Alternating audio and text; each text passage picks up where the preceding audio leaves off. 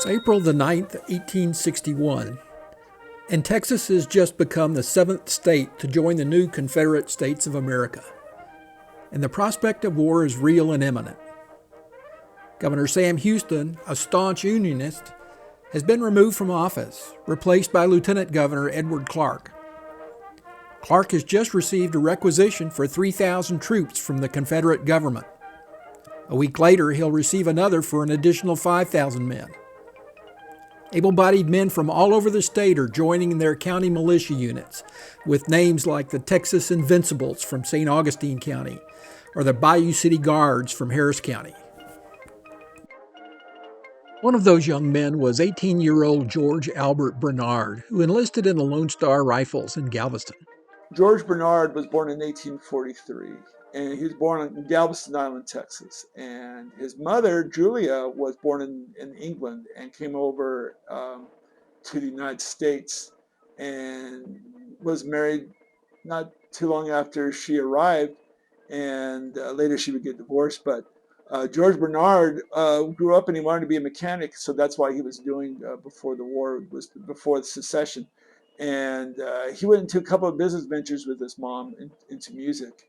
But he was just a mechanic. And one thing about George Bernard, there's only two gentlemen in the Civil War that said that had the heart of a lamb but the courage of a lion. That's Joshua Lawrence Chamberlain, and that's George A. Bernard. Both Clark and Confederate Secretary of War Leroy Pope Walker thought that the Texas troops should stay in Texas for both frontier and coastal defense. It was imperative that the Texas ports, especially the deepwater port at Galveston, remain open.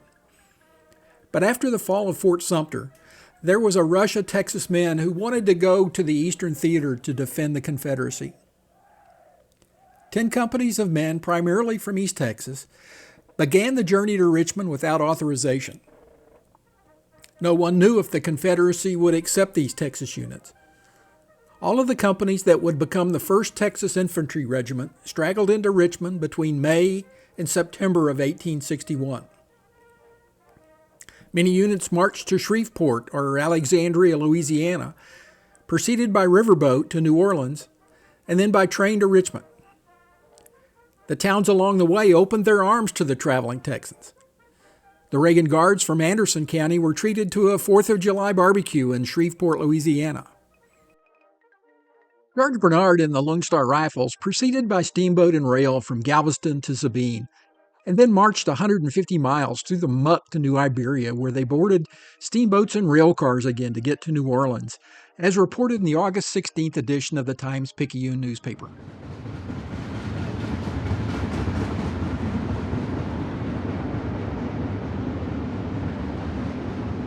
By July of 1861, enough companies had reached Richmond to form the 1st Texas Infantry Battalion. The Confederate government had allowed the Texans to remain with the condition that the government would pick their regimental officers. They selected Lewis T. Wigfall as lieutenant colonel and Hugh McLeod as major. Wigfall had been a U.S. senator from Texas up until secession when he resigned, and McLeod was a former general in the Republic of Texas Army and a former state legislator. The battalion was supposed to fight at the First Battle of Manassas, but a train wreck on the way killed or wounded 40 and delayed the battalion until the fighting was over. After their pursuit of the Union Army, they moved to Dumfries, Virginia, where they would stay for the winter of 1861-1862.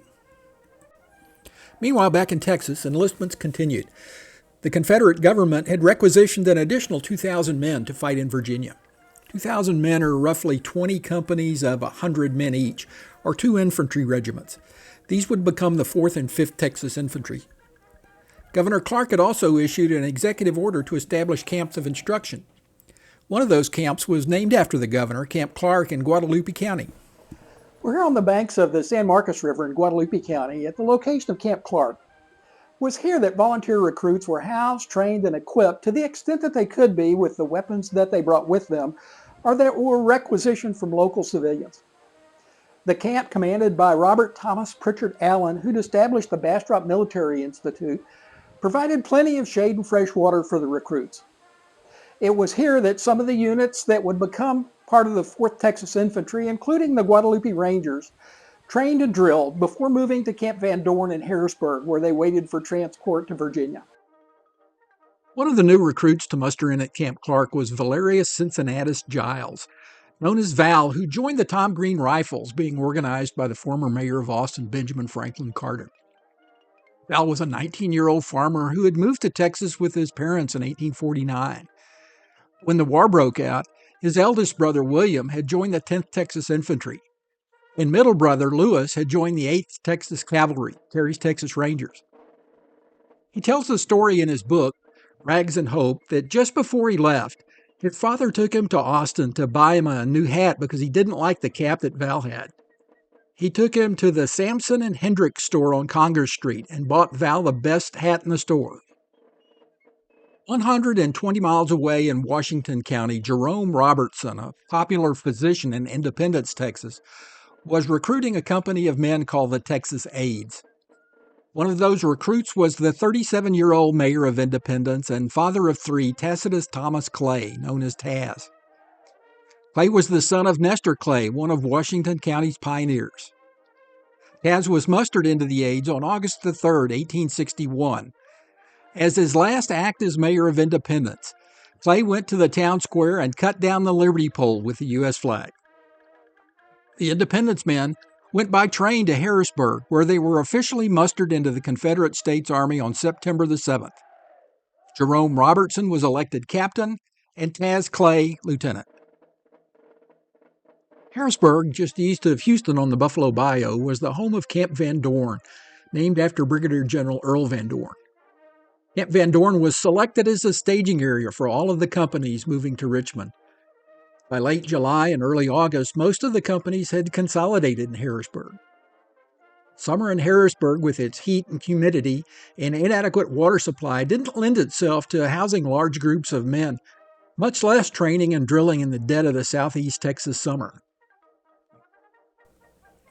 By August the 17th, the men started to depart, taking a similar route to what the 1st Texas Lone Star Guards had taken. Rail, steamship, a march across the Louisiana swamp following the old Spanish Trail to New Iberia, where they were treated like heroes, lavishly fed and provided rations for the journey. From New Iberia, they traveled by steamship and rail down to New Orleans.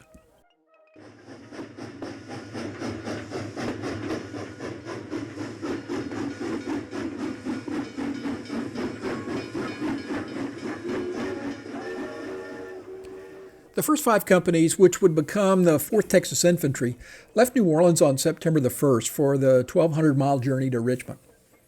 Now a bustling urban neighborhood on the James River in Richmond. In the fall of 1861, Rocket's Landing was a thriving commercial port that provided Richmond with access to the Atlantic. It was here that the Texans would make their temporary camp and organize into 2 regiments of 10 companies each, the 4th and 5th Texas Infantries. In the process, they lost their unit names that they'd given themselves in Texas and were designated standard military company designations. The Confederate government had also reserved the right to name regimental commanders. The Texas troops chafed at not being able to elect their own leaders, especially the non-Texans.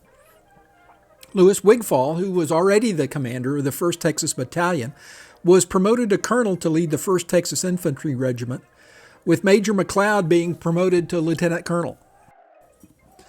One of the more interesting stories is that of R.T.P. Allen, who had gained the reputation as a tyrant from his time commanding Camp Clark and at Camp Van Dorn.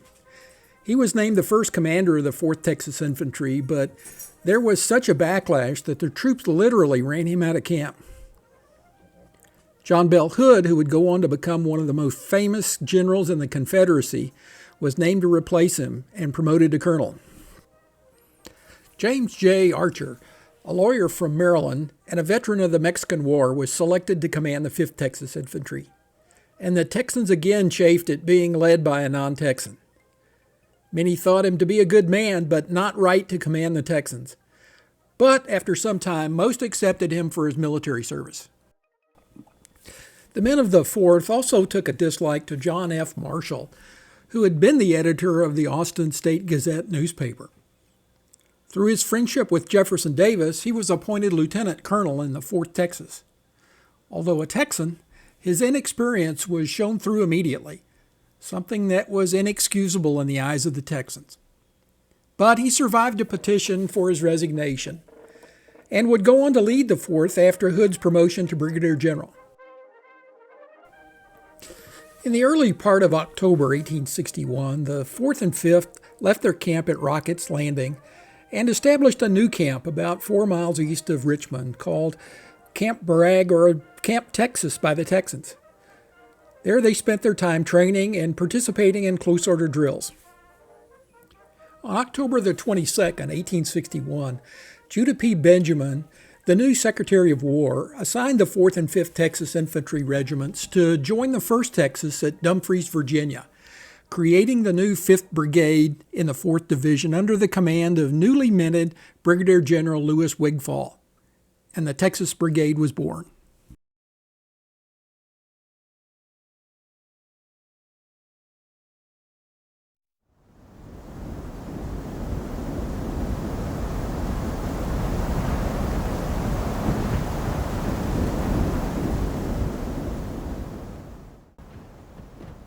It's the winter of 1861-1862, and the Texas Brigade has settled into their winter quarters.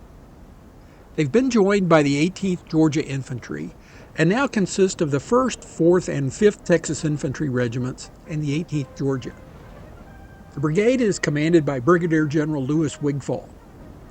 They spend their time drilling, building makeshift cabins, guarding the artillery that is blockading the Potomac River, and hunting for possums. The Texans aren't used to the cold, and the winter has turned bone-chilling. Now, in the winter of 1861, Hood's Texas Brigade is pretty much guarding the Potomac River from invasion from Union troops coming in from Washington, D.C. And it was a total new experience for Hood's. About 95% of Hood's soldiers never experienced any kind of winter like they went through. You know, Texas is a semi-warm environment all year long. So when they went to Virginia during the first snowfalls, it was a big shock. A lot of soldiers died from pneumonia. It wasn't just the cold that had an effect on the brigade. Most of the Texans came from rural environments and weren't exposed to a lot of people. But when they were concentrated in camp, a measles epidemic took hold and ravaged the brigade. And since there was an absence of any kind of sanitary standards, typhoid fever and dysentery were commonplace. In a letter home on November the 18th, Captain Tacitus Clay of the 5th Texas reported that out of his entire company, only 40 men were fit for duty. The rest were in hospitals in Richmond or Fredericksburg. The 1st Texas first commanding officer, Hugh McLeod, was a great general, very well liked, went to West Point from New York. He died from pneumonia, as did a whole bunch of soldiers from Hood's Texas Brigade died from pneumonia and from diseases, because there's so many men in one place at one time that diseases spread rampant. Texans were anxious for a fight, but they were literally citizen soldiers, farmers with rifles, and it was up to the professional soldier officers like Hood and Archer to turn the undisciplined Texans into a fighting unit. So they drilled, and drilled, and drilled. Between the monotonous drilling, the inaction of camp life, the homesickness and loneliness, the Texans were itching for trouble.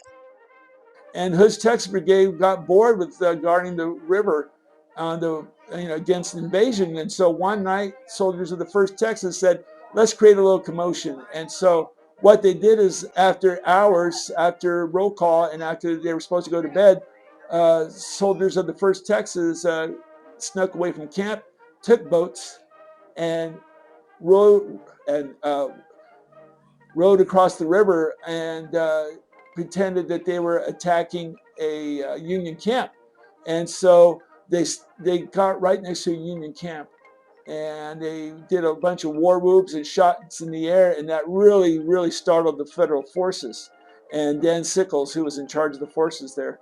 And so they thought they were being invaded, and so they got all of the Army of the Potomac ready to defend. Well, it was just a few soldiers of the 1st Texas, and so they snuck back across the river and went back into their bunks, and nobody ever knew about it. In another bit of mischief, Val Giles tells the story of a new camp sutler, Bailey and Brownlee, who set up shop and had 2 barrels of fine old Culpeper apple cider that they sold to Texans for 50 cents a pint. 2 mischievous Texans set up a plan where one group, the High Die Committee, would divert Bailey and Brownlee at the front of the tent with an argument over dice, while the other group, the Spigot Committee, sneaked around the back and emptied the barrels. The same cider that Bailey and Brownlee were selling for 2 bits a pint, the Spigot Committee was now giving away. When the deed was done, the High Die Committee made a show of ordering 4 gallons of cider. When Bailey found out there was none and realized they'd been taken, the soldiers erupted, whooping and yelling, while the sutlers cursed. Christmas Day, 1861, and the Texans of the Texas Brigade would spend their first Christmas away from their homes and families. Val Giles and 20 others drew picket duty to stand guard along the Potomac. Val was assigned to guard the artillery at Cockpit Point. It was a cold and snowy day, and Val became homesick. A sense of foreboding overtook him. At 4 p.m., he tells the story that he was startled by the sound of his brother Lou's voice calling his name. He quickly looked around and could only see the snowy pines and the Black River. He later found out that his brother Louis Giles of Troop D, Terry's Texas Rangers, died at that exact time from the wounds he suffered at the Battle of Woodsonville, Kentucky. In the first Confederate congressional election, held in November 1861, Louis T. Wigfall was elected to the Confederate State Senate.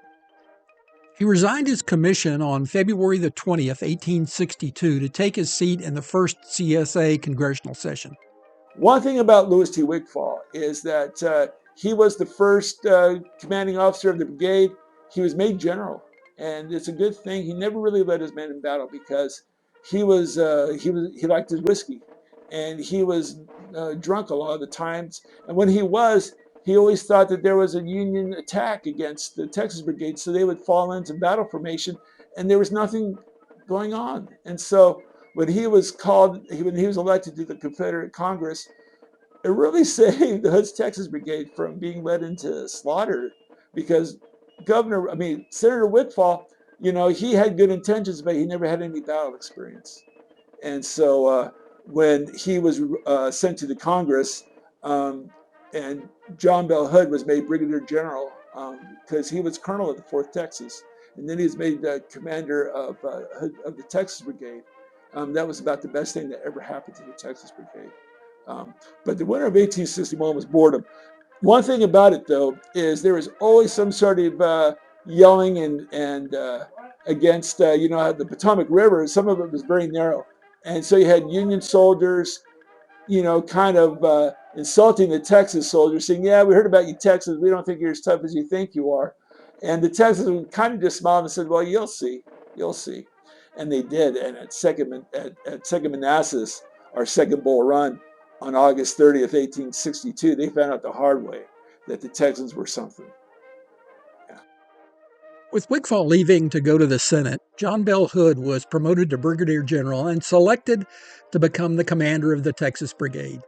That would, from that time forward, be known as Hood's Texas Brigade. In other organizational changes, Alexis T. Rainey was promoted to colonel to lead the 1st Texas, and John F. Marshall to take Hood's place and lead the 4th. On March the 7th, 1862, Val Giles reports that they were ordered to cook 3 days' rations, the sure sign they were about to move out. On March the 8th, Hood assembled the old regiment, rode to the center, and took off his hat. "Soldiers," he said, "you are leaving your comfortable winter quarters to enter upon a stirring campaign. A campaign which will be filled with blood and fraught with the dangers of our young Confederacy. Its success or failure rests upon the soldiers of the South. They are equal to the emergency. I feel no hesitation in predicting that you, at least, will discharge your duties. And when the struggle does come, that proud banner you bear will ever be found in the thickest of the fray. Fellow soldiers, Texans, let us stand or fall together." And with that, Hood's Texas Brigade was off to join the Peninsula Campaign.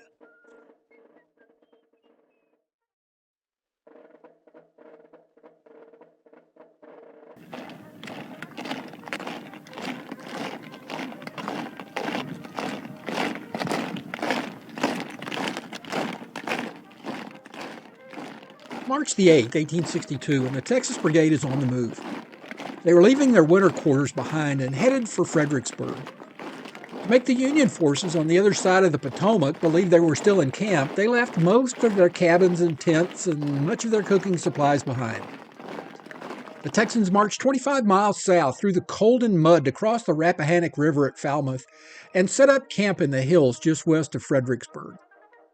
The brigade is now under the command of newly promoted Brigadier General John Bell Hood, after the resignation of Louis Wigfall to join the Confederate Senate. In the early spring of 1862, Union forces had achieved significant victories in the West at Fort Henry on the Tennessee River and at Fort Donelson on the Cumberland, and they'd occupied Nashville, the first Confederate state capital to fall.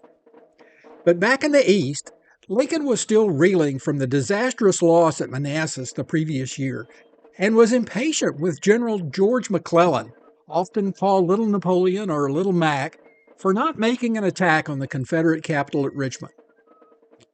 With Confederate General Joe Johnston's 45,000-man army controlling Manassas, McClellan proposed a plan to outflank Johnston and cross the Rappahannock at Urbana, Virginia, and strike Richmond, but the plan soon fell apart when Johnston abandoned the defense of Manassas and moved back to Fredericksburg on March the 6th. Instead, McClellan decided to attack Richmond up the Virginia Peninsula from a Union stronghold at Fort Monroe, where the Union Navy controlled the Hampton Roads and could provide support. During the month of March, Fort Monroe and Camp Butler on the Newport News Point received 121,500 troops, 44 artillery batteries, and 102 siege guns, and enough supplies to support a huge army. The peninsula was defended by Major General John Bankhead Magruder, with a force of some 16,000 Confederates. Magruder had built 3 defensive lines to oppose just such an attack up the peninsula, including one along the Warwick River to Yorktown and one defending Williamsburg. The Confederate ironclad CSS Virginia was still lurking in the area after the naval battle with the USS Monitor at Hampton Roads. So McClellan scrapped the plan for an amphibious landing at Yorktown and ordered an advance up the peninsula to begin on April 4th.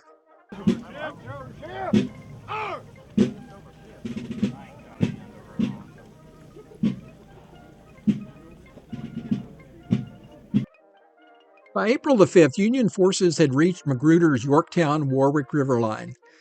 But due to McClellan's vast overestimation of Magruder's force, he decided to lay siege to Yorktown instead of attacking it. Over the next month, McClellan built entrenchments and brought up his heavy guns from Fort Monroe. That delay gave Magruder time to bring up reinforcements, which included the Texas Brigade. On April the 7th, the brigade left for Milford Station to board trains for Richmond, where they arrived on April the 10th. After several days' rest, the brigade began their 85-mile march to Yorktown. By April the 19th, they were in their new camps just a few miles east of Yorktown. Hood's Texas Brigade, which could only field 1,922 effectives, was assigned to William Whiting's 1st Division as part of Major General Gustavus Smith's reserve. The brigade at full strength should have been 4,000 men, but pneumonia, measles, typhoid fever, and dysentery had gutted the ranks during the winter. Susanna Urell tells the story in her book, Hood's Texas Brigade, that while in Yorktown, the enlisted men decided to present a gift to Hood to show their respect. They purchased a horse and presented it to him, saying, "In you, sir, we found a soldier and a gentleman. In you, sir, we found a leader we are proud to follow." On May the 3rd, 1862, Magruder ordered an evacuation of Yorktown, and the 4 divisions that would become the Army of Northern Virginia began a strategic retirement, with Longstreet and Magruder moving on the James side of the peninsula towards Williamsburg, and Gustavus Smith and D.H. Hill moving up the York River side. William Whiting's division, which included the Texans, moved with Smith and the supply trains. Torrential rains had caused the roads to become a muddy quagmire that had delayed the Union advance, but had also caused the Confederate supply trains to move at a glacial pace. On May the 4th, General William B. Franklin's 11,000-man Union division, which McClellan had requested back in April, boarded steamers at Yorktown to move up the York River towards West Point. The plan was for Franklin to land at Eltham's Landing and to cut off Joe Johnston's retreating Confederates. Joe Johnston gave the job of stopping Franklin to General William Whiting, who in turn gave it to John Bell Hood with Wade Hampton's brigade of South Carolinians. Johnston told Hood to feel the enemy out gently and fall back, avoiding an engagement and drawing them from the protection of their gunboats. Hood would soon know whether his Texans could fight or not. Eltham's Landing was the first battle that Hood's brigade fought in. It was called less of a battle but more than a skirmish. But it was fought on May 7th, 1862. It was part of McClellan's Peninsula campaign. And George McClellan boasted that he could take Richmond within 90 days. And so, he wanted to prove that to be correct, but it didn't exactly work that way. Hood's brigade was assigned to guard the supply trains of the Army of Northern Virginia under Joseph Johnston. And so on May 7th, it was the first encounter with a sizable Union force. On May the 5th and 6th, Union forces disembarked their steamers under the protection of their gunboats and formed battle lines that extended from the Pamunkey River to the south bank of the York River. The morning of May the 7th broke clear and cheerfully, according to Private Robert C. Campbell of the 5th Texas. The heavy rain from the night before it ended, but that cheerful morning would soon be upended. The Texas Brigade had positioned themselves, and at 9 a.m., they moved out towards the Federals, with the 4th Texas and Hood taking the lead. And on the march before the battle, John Bell Hood is leading his troops down a road. And there was Union pickets or skirmishers, and they were hiding up in a tree. And so one of the Federal soldiers had John Bell Hood in his sights. And he jumped out of the tree, and he was aiming his rifle towards John Bell Hood. And if the soldier would have been successful, that would have been the end of John Bell Hood. Well, the thing was, though, also that General Hood told his soldiers, do not load your guns. We're going to wait till we get into the Confederate lines to load the guns. And so nobody had their guns loaded except for one soldier, Private John Deal of the 4th Texas. And so when the soldier jumped down, the Federal soldier jumped down, Private Deal took his rifle right away and shot him and saved General Hood's life. Hood dismounted and ordered the 4th to load and advance on the Federals, with the 1st Texas on their left and the 5th Texas and Hampton's Legion on their right. The 1st Texas, led by newly promoted A.T. Rainey, was fired upon by Union troops. Rainey ordered his men back into the woods and to fall on your knees, unfurl the Lone Star flag, and give them hell. The Union attack was stopped, and after 20 or 30 minutes, Rainey ordered a charge. And with a wild rebel yell, the 1st Texas jumped to their feet and drove the enemy back. Eltham's Landing really also proved the worth of Hood's Texas Brigade. After the battle, General Gustavus Smith said if he had more soldiers of Hood's Texas Brigade, they could win the war within 3 months. And that was always notable because it was the first battle that Hood's Brigade really fought in, and they were trying to find themselves whether or not they could be brave enough in battle, and they were very brave in battle. And John Bell Hood was very aggressive with his troops. And so after the battle, Joseph Johnston said, well, General Hood, what would you do if you would have driven them all the way back to the river and they would have gone on gunboats? And John Bell Hood, half humorously and half serious, said, well, the soldiers would have swam the river and jumped on the gunboats and captured the gunboats, because the gunboats that were on the Pamunkey River saved the Union forces. And because what happened was Hood's brigade was driving the Federal forces so back so effectively that the Federal forces didn't have anywhere to go because they were going to be driven into the river. Well, the cannons on the Union gunboats kept the brigade, kept the regiments from really pursuing the Federal soldiers back to the gunboats. But it also proved General Hood's worth as a fighting general as well. He really did cement the reputation of Hood's Texas Brigade after the Battle of Eltham's Landing. Today, the Eltham's Landing battlefield is located all on private property, but several Virginia Civil War trails markers, like this one, about a mile from the town of Eltham, and another about 3/4 of a mile down the road, mark the location of the battle. Brickhouse Point is about a mile in that direction, and Hood's troops fought about a mile behind me. If you'd like to get more information about the battle, check out Joe Owen's book, A Fine Introduction to Battle. There's a link in the description to where you can get a copy.